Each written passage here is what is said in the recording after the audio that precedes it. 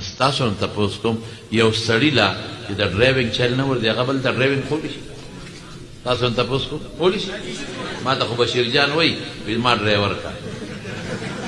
بشیر جان خو پېژنې که سترګو نابینا دی ما ته ویل درله مې ډېر لوی ارمان دی مې څه ما ډرایور کا مې ډېر زر به مې جنت ته ورسوي ډېر زر یو سړي له د پنچر لګولو چل نه ورځي دې پنچر لګولی شي او بل ته خولی شي چې داسې پنچر لګوي یو سړي د بجلی چل نه ورځي دا الکتریشن هغه بل ته چل خولی شي چې داسې به چل کې نه یو سړي په خپله د موبایل د جوړولو چل نه ورځي هغه استادي کولی چې راشه د موبایل د جوړولو چل کړه داسې خو نه کېږي نن سبا خوال سړي دوکان وباسي وي دا کېمې چې چل د حکمت درځي او که نه په لاره یو سړی روان او صاحب من هغه په لاره روان دی او یو حکیم صاحب سره ځي هلته حکیم صاحب له چا اوښ راوسته اوښ اوښ کول حکیم صاحب ډېر هوښیار وي دا اوښ مری کسې نښتي دي او اوښ نه سمیږي حکیم صاحب ورته وي دا کوم ځای سرېده وي د هندوانو په باغ کې بس حکیم صاحب پوه شو چې د هندوانه د ظالم بچي غونډه ورتېره کړې ده لکه صبر خو که په خلوق یې ماته که او هغه یې مری کې نښتې ده مري بس وي دا اوښ راوپرځوئ اوښ یې راوپرځو حکیم صاحب یو کاڼی لاندې کړ او یو یې د باندې کړ او دې مری له یې ورته ټس ورکړ چې ټس یې ورکړي هندوانه دننه ماته شوه تېره شو اوښ ټیک ټاک شو علاج یې وکړ دا چې کوم په لار روان دا خو ډېر اسان کتاب دی بلکې دوکان یې ویسته وي دا کیمې دا خو اسان کار دی په دا خو په ډېر اسانه د مرګ نه سړی بچ کېږي وي دا کیمې یو سړي وله نیا راوسته وي ټوخېږي وی ټوک ټوک کوي وی دا خو د سکنډونو خبره ده اوس زما استاد جي دغه چل ما ته ښودلی دی وی څه میله وی خو چې څه میله وه نیا یو کاڼی لاندې کړو چې ډز یې ورکړه نیا سمه دمه کړه ځای ته ورسوله نه نه نه نه نه دې ته نه وایي حکمت چې علم د حکمت دې وي ته به علاج هم وکړې بل ته به ښودنه هم وکړې عقیده چې زما برابري زه به اله بل ته عقیده وښیم او چې زما خپل عقیده ګډوډوي بل ته به وښیم اذا كان الغراب دلیل قوم یمر بهم على جیف الکلاب زه خپله بېکاره یم زما عقاید ګنده دي خراب دي رښتیا وایي چې بل ته ښیم ښه عقیده به ښیم که خراب به بښیم الذین آمنوا لومبې مصداق علما کرام دي ټول مؤمنین مراد دي دا نه چې ګنې تخصیص د علماو پورې دی نه نه نه اولا و بالذات لومبې د دې مصداق علما دي ولې دې نورو ته عقاید صحیحه ښیي نو چې نورو ته د اهل سنت والجماعت عقیده ښیي او عقیده په عقل نه معلومیږي په نقل به معلومیږي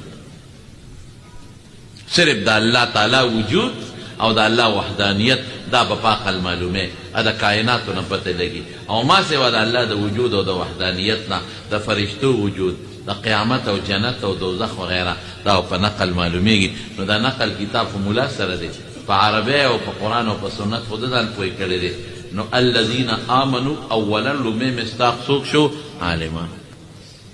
ورپسې دویم صفت لازم وکانو یتقون اوس طالبان په پوهېږي د یتقون صیغه باندې او د کانو لفظ د راوړلو په وجه باندې کانو یتقون چې دا متقیان دي او همیشه په زړه کې تقوا او د تقوا مراتب مې د بیضاوي غالبا 3 لیکلي دي علامه عیني 6 لیکلي دي حافظ ابن حجر 7 لیکلي دي خو زه به دونه ویم چې د تقوا دارومدار په خشیت الهي دی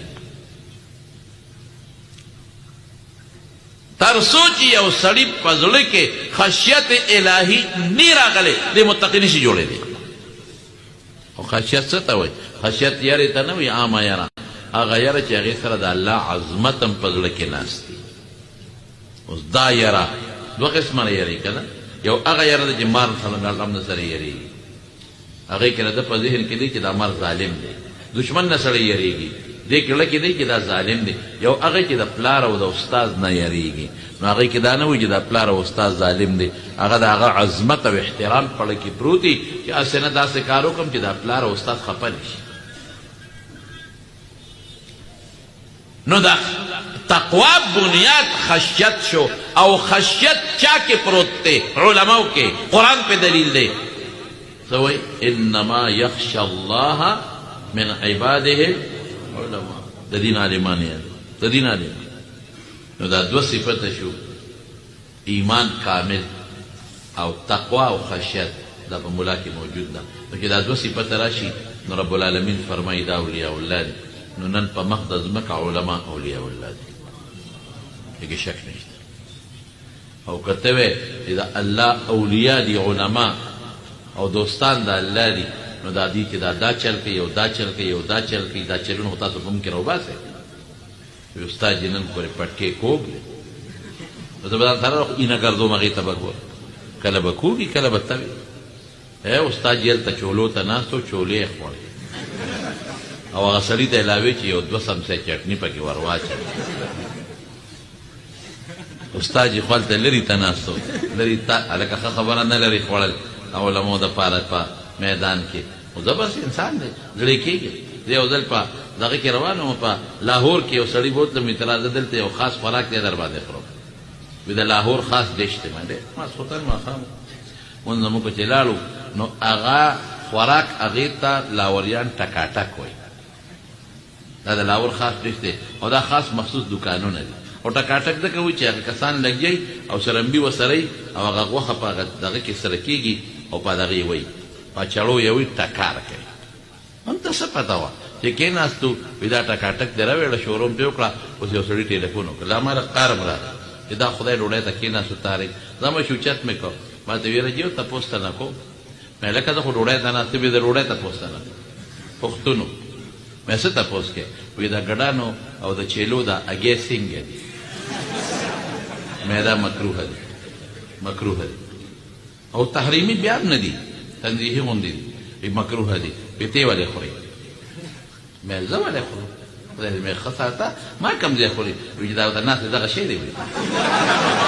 خدایه پاکه مې خوار چې دا خو ټکاټک دی، نو خو ټکاټک هم دغه شی دی که نه.